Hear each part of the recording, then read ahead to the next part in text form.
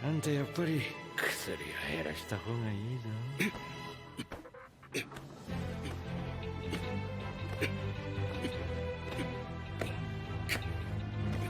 帰るぞ。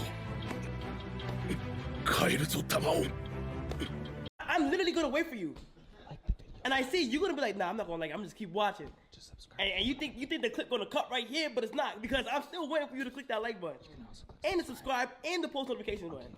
So, with My Hero Academia Vigilantes coming to an end, it's finally time for us to talk about what we thought about in terms of this season. Coming into this season, I had an expectation about it being dark, and by the end of the season,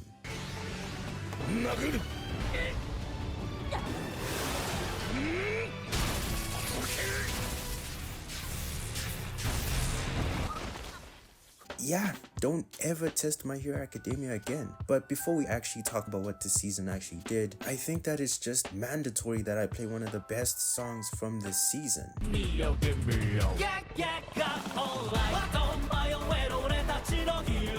Now, because this is part 2, I'm not going to give you a premise. You know how it is. The first video that I do is going to tell you everything you need to know about the premise. I won't lie, I love you, but you need to start reading the synopsis. Can't keep telling you this, because if I do, then it gives me an opportunity to keep lying to you. And you know I like that. In actuality, let's put it to the test. What happens is All Might goes on a bender, gets lost. All of a sudden, he can't use his powers. As he falls down, he then decides that, man, let me go get a meal. He goes to a bodega. He gets himself a chopped cheese. After he gets a chopped cheese, he realizes that it's been a while since he's been on a bender, but he's heard that people are on this thing called trigger, and he's kind of like, damn, I want some trigger too. In actuality, let me go meet the plug. And that is the entire premise of this season. It's about Knuckle Duster trying to meet the plug. The crazy part is I'm lying, but it actually kind of is like that. But anyway, now we just have to take a quick little break, because am I the only person who just noticed now that Knuckle Duster is wearing a masked do-rag? I repeat, his do-rag is his mask. I have never seen such an evil combo in my life. That has to be up there with seeing a guy with a shiesty on and a speedo. You know that you should be nowhere near a person like that. And actually, to put it in perspective of how evil this man is, and I just didn't realize this, no human being has ever worn a do-rag mask. This is a combo that is anointed to you by Satan himself. Normal humans can't do that. You don't see people wear this outfit. The last time I saw a person wear this, it was R. Kelly. And because R. Kelly is so elite in terms of being evil, he had a fedora on at the same time. In fact, if you don't understand how nasty R. Kelly is, this was a grown man who once had a belt buckle with a mouth and a tongue sticking out. Enough said. But now in perspective, now everything kind of makes sense as to how Knuckle Duster was able to do what he did at the end of the anime. I just wanted to share that note because yeah, that's nasty. Ain't got none. I want a cookie, yeah. So when it comes to this anime, the biggest thing that was trying to push initially was this whole premise of what it means to be a hero, but it gave us a different perspective, and that is that of a vigilante, in which it's a person who doesn't really qualify to be a hero. It's a person who just decided to be a hero. And as such, when we watch this anime, at the beginning, you have this very optimistic view of what it's like to be a hero, especially if you're coming from My Hero Academia. That's a story where everything works out. This person wanted to be a hero, they're going to be a hero, they're learning from the best hero, they're dealing with the best villains. That's kind of what happens that side. But this anime focused on showing us the more real side of the coin, the part that doesn't necessarily get talked about or seen. For example, the whole discussion about how in actuality you need vigilantes because most of the time the heroes aren't able to get there on time. And when you watch My Hero Academia, you kind of have this expectation that the heroes will always be there. In fact, in the beginning of My Hero Academia, when All Might is able to save Deku and Bakugo from that sludge creature, he basically showed up out of nowhere, and you start to believe that these heroes are able to do that. This anime shows you that it's not possible. In fact, there's a lot of situations where these characters or vigilantes try to call the police before they even act or call a hero, and it usually takes a long amount of time. And with that, you start to really see the vulnerability of living in a world where people have quirks. You have your own understanding of what it's like to be in the real world. There's a lot of dangers and and things that you have to dodge. But here, imagine a world where, for example, a person who has the abilities of Wolverine is out here robbing people, especially if maybe your quirk is that you can guess the weather. You're cooked. And I think that this anime did a really good job of focusing on that dark aspect of My Hero Academia without being too forceful. And with that, this anime does a really good job of giving you lore and understanding of what the world is actually like in My Hero Academia. In actuality, I think that this is the most realist representation of the MHA universe. And with this anime, you kind of really started to realize that that whole focus on it being darker wasn't for nothing. It was there for a reason, because it's there to show you the importance of heroes, but also show you and make you feel the danger of feeling like you don't have a hero. And even within the Vigilantes, as the villains start to become more and more dangerous, you start to realize that sometimes there's nothing they can do because they're not strong enough. And that vulnerability that this anime gives you is something that My Hero Academia doesn't have.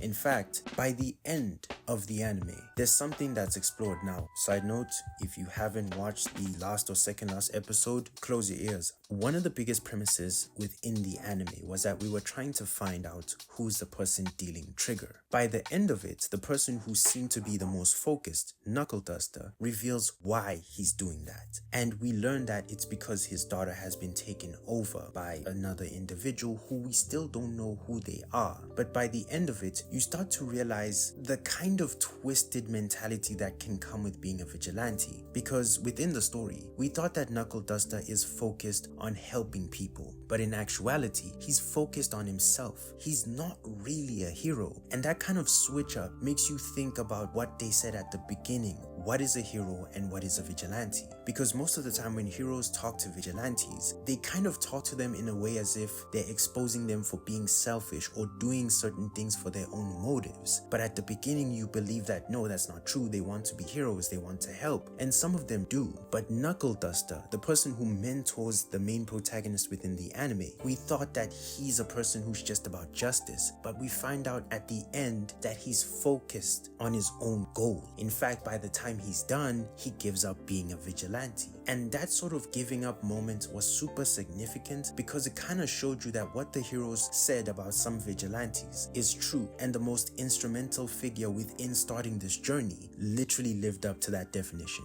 and it was insane. Now, to talk on a weird tangent, if you didn't watch the end, my bad, but I'm just gonna spoil. Did you see that fight at the end? If people had a problem with Endeavor and what he did to his family, can we talk about what Knuckle Duster did to his daughter? This man literally beat her until she lost her life and then brought her back. That is the type of thing that a parent would say in a jokey or like angry manner. They're like, I would literally beat you up until you lose your life and then I'd bring you back and I'd beat you again. He actually did that. And when I really thought about that, there was something so conflicting about watching a super buff Oak literally connect the most nastiest combos on his daughter. It was justifiable, but there's this moment when they're fighting that you kind of thought he'd hold back. In fact, even his daughter, or the person who took over his daughter, thought that he was gonna hold back. Nope.